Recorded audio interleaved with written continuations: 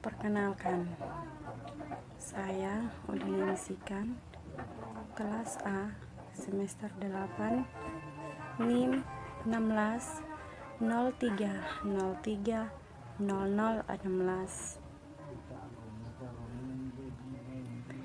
Kali ini saya akan membuat sebuah video, dan ini adalah video tugas akhir ujian semester.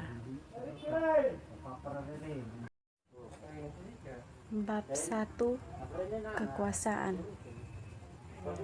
Kekuasaan adalah unsur penting dalam kehidupan bermasyarakat karena perannya dapat menentukan nasib berjuta-juta orang. Kekuasaan senantiasa ada dalam masyarakat, baik yang sederhana maupun yang kompleks. Dalam masyarakat yang sederhana, lapisan-lapisan dalam masyarakat itu berdasarkan perbedaan pemimpin dengan yang dipimpin berdasarkan umur dan kekayaan. Artinya, jika seseorang memperoleh banyak kekayaan, maka derajatnya atau status sosialnya akan jauh lebih tinggi dibandingkan dengan mereka yang memiliki kelas sosial di bawah, atau yang terjadi dengan sendirinya. Lapisan masyarakat yang terjadi dengan sendirinya, misalnya lapisan berdasarkan umur, jenis kelamin, pendidikan, dan harta kekayaan.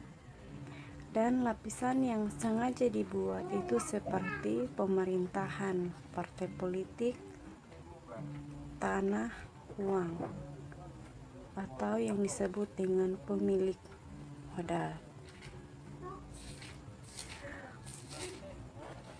Marx menetapkan bahwa struktur ekonomi seperti perusahaan, pemilik modal, dan masih banyak lagi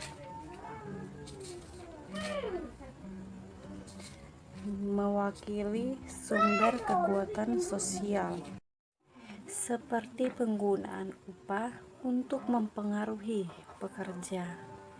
Kinerja atau kehadiran adalah ciptaan signifikan bagi masyarakat kapitalis.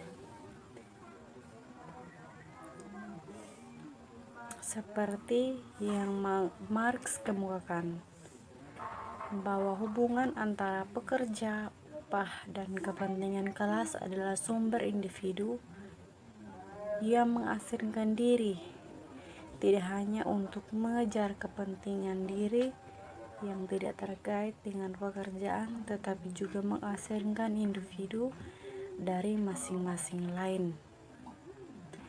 Bagi Marx, kekuasaan memiliki konteks ekonomi yang berakar pada hubungan antara dan di antara kelas sosial yang ada. Seperti yang telah diketahui bahwa Weber mengidentifikasikan 3 jenis otoritas. Yang pertama itu otoritas karismatik. Otoritas karismatik itu berasal dari kepribadian atau karakter pemimpin.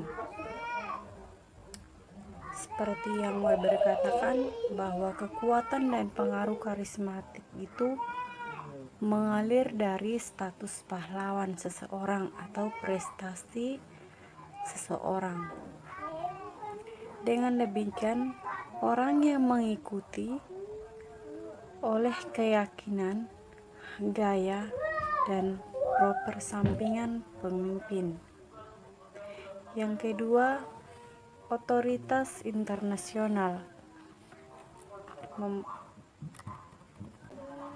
Ada yang pasti dan ada yang tidak pasti. Ada yang pasti itu seperti dimensi sakral pada tradisi-tradisi untuk menghimbau adat istiadat yang menghasilkan persetujuan terhadap wewenang. Contohnya, monarki yang baik dari bentuk pemerintahan internasional itu di berbagai negara, seperti Ratu Inggris mempertahankan otoritas melalui seruan pada tradisi dan kebiasaan. Biasanya ditetapkan melalui drama simbolik dan ritualis yang menguatkan wewenang.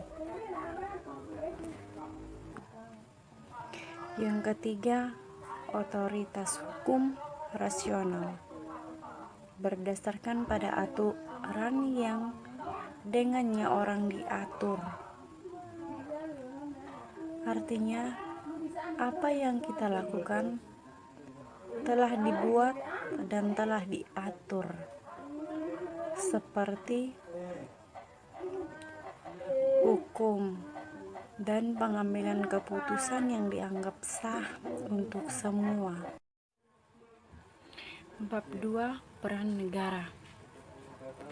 Negara dan pemerintah itu sangat penting dalam mengurai benang kusut permasalahan bangsa.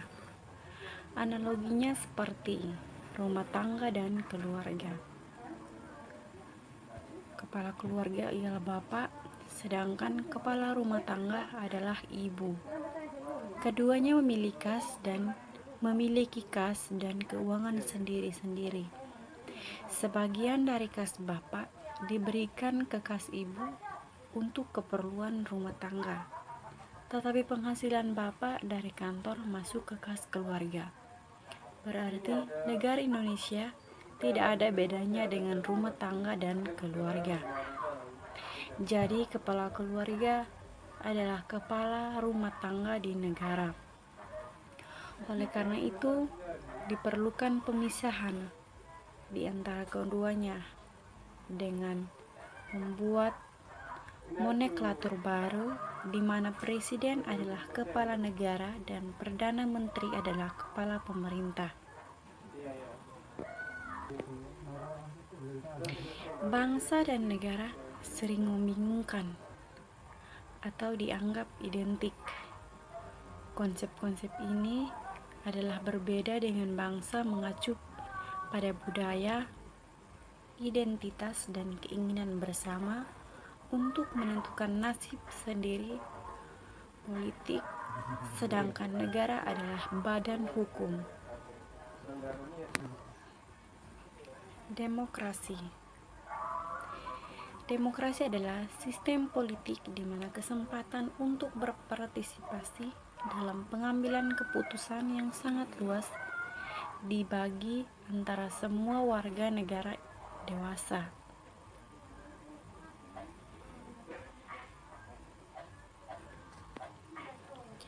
Ada 3 tipe dasar demokrasi, itu demokrasi langsung, demokrasi preresentatif, dan liberal atau tidak saling eksklusif. Contoh demokrasi langsung di mana warga negara berpartisipasi dalam pengambilan keputusan, membuat termasuk orang-orang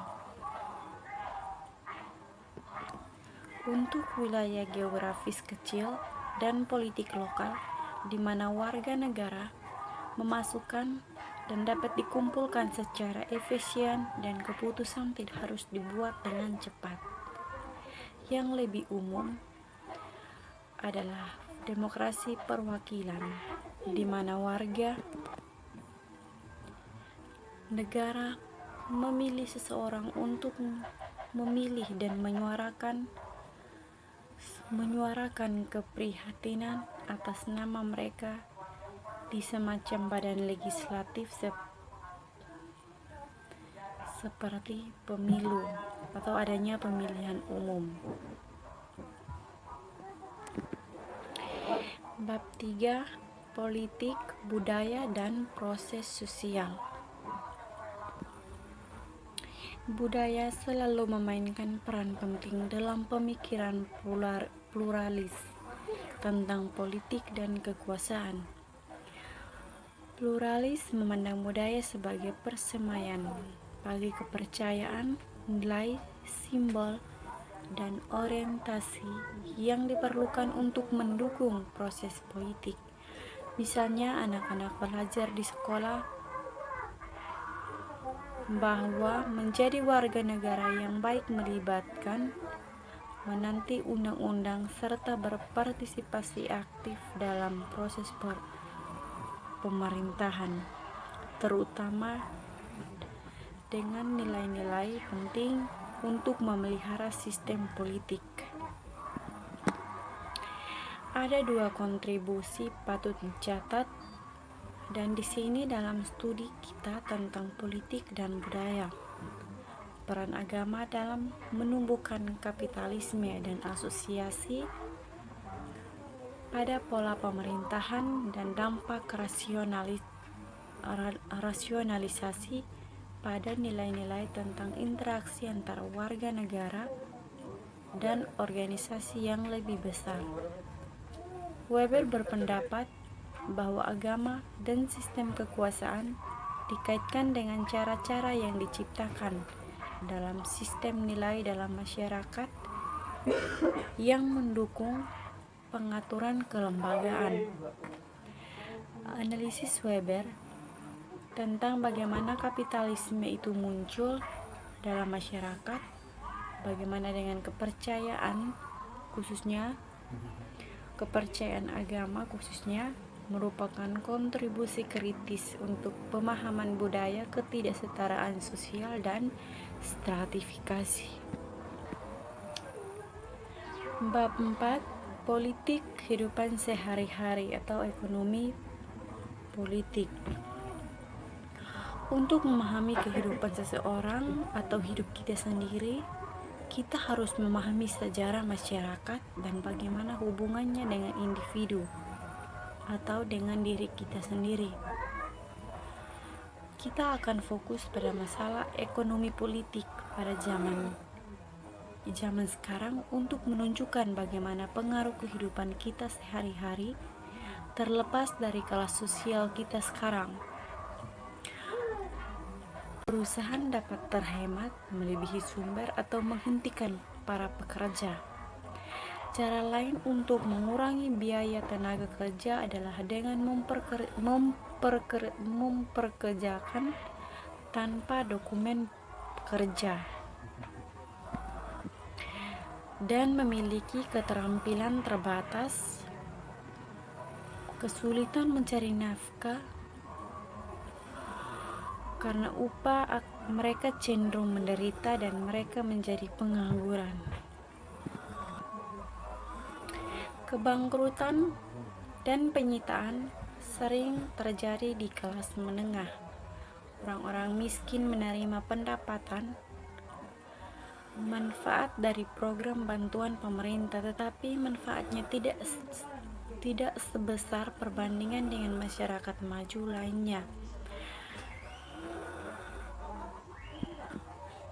Agar bangsa dan ekonomi berkembang yang kuat, infrastruktur juga dibutuhkan.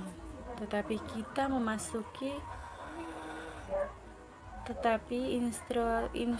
infrastruktur menghadapi banyak masalah.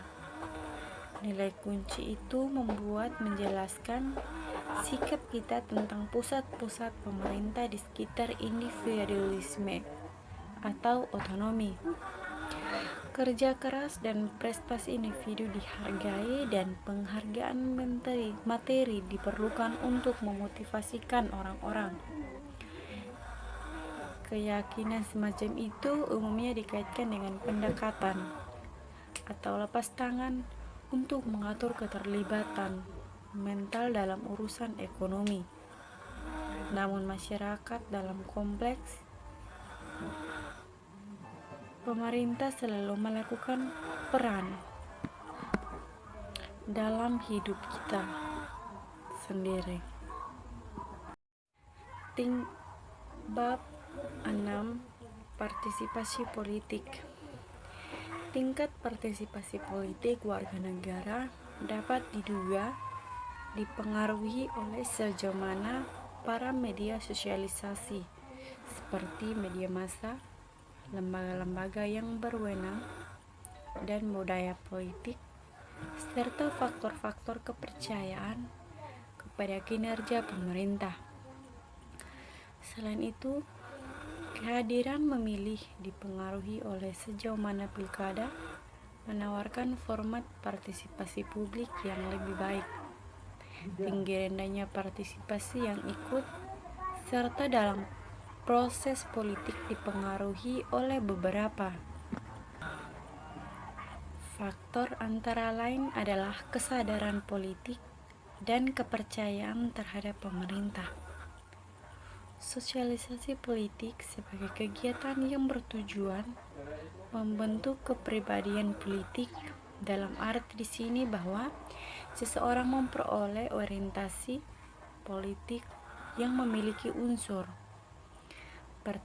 partisipasi aktif warga negara dalam bidang politik, menyaratkan adanya sosialisasi politik yang harus dialami oleh setiap individu, karena tanpa adanya politik tidak akan mengakibatkan terjadinya partisipasi politik.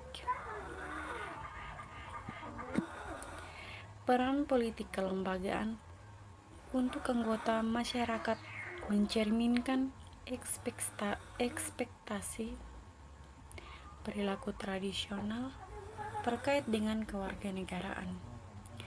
Sarana tradisional dan formal untuk berpartisipasi dalam keputusan tentang distribusi kekuasaan dalam masyarakat telah dipelajari secara luas dalam sosiologi politik, dan voting adalah bentuk partisipasi institusional dipelajari paling intensif.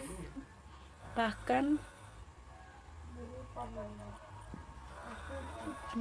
penelitian tentang pemungutan suara karena merupakan jenis tindakan politik yang signifikan dalam sistem politik. Bab 7. Pemilihan umum. Pemilihan umum atau pemilu adalah memilih seseorang untuk mengisi jabatan politik tertentu. Bab 7. Pemilihan umum. Pemilihan umum atau pemilu adalah memilih seseorang untuk mengisi jabatan politik tertentu, dan pemungutan suara adalah istilah umum yang merujuk pada mekanisme pengambilan keputusan atau pemberian amanat kepada seseorang yang bisa dilaksanakan secara terbuka dan tertutup.